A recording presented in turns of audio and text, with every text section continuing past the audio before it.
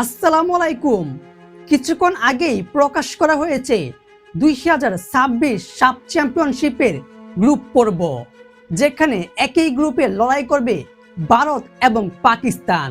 তবে এখনো কেন নেপাল ফুটবল দলকে কোনো গ্রুপে রাখা হয়নি বা যুক্ত করা হয়নি, আর বাংলাদেশের প্রতিপক্ষ কারা?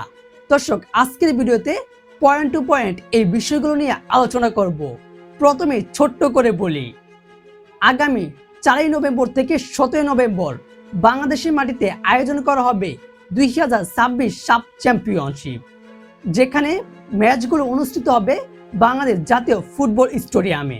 এবং কি এইবারের টুর্নামেন্টে মোট 7টা দেশ অংশগ্রহণ করেছে: ভারত, বাংলাদেশ, মালদ্বীপ, নেপাল, পাকিস্তান, শ্রীলঙ্কা এবং ভুটান। যেখানে এই 7টা দলকে দুই ভাগে দুইটা গ্রুপে রাখা হয়েছে।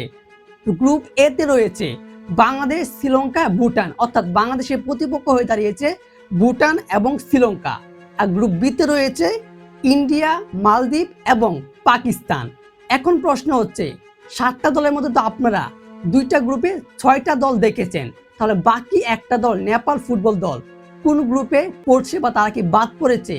না, এখনো তাদেরকে অফিসিয়ালি গ্রুপে রাখা হয়নি, তবে তাদেরকে এই গ্রুপে রাখা হয়েছে বাংলাদেশ, শ্রীলঙ্কা এবং ভুটানের পক্ষে।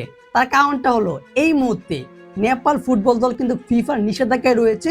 তারা যদি আগামী 30 সেপ্টেম্বরের মধ্যে ফিফার নিষেধাজ্ঞা থেকে মুক্তি হতে পারে, তাহলে তাদেরকে গ্রুপ এ তে, যেখানে বাংলাদেশ, শ্রীলঙ্কা এবং ভুটান রয়েছে, তাদের সাথে যুক্ত করা হবে নেপাল ফুটবল দলকে। অর্থাৎ গ্রুপ এ তে থাকবে 4টি দল: বাংলাদেশ, নেপাল, শ্রীলঙ্কা এবং ভুটান। আর গ্রুপ বি তে থাকবে ইন্ডিয়া, মালদ্বীপ এবং পাকিস্তান। আর এই দুইটা গ্রুপের মধ্যে শীর্ষ দুইটা দল সেমিফাইনাল খেলবে, তারপর সমীকরণ অনুযায়ী ফাইনাল ম্যাচ অনুষ্ঠিত হবে।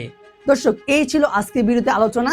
এই বিষয়ে আপনার গুরুত্বপূর্ণ মতামতটি অবশ্যই ভিডিওর কমেন্ট বক্সে জানিয়ে দিবেন। ধন্যবাদ।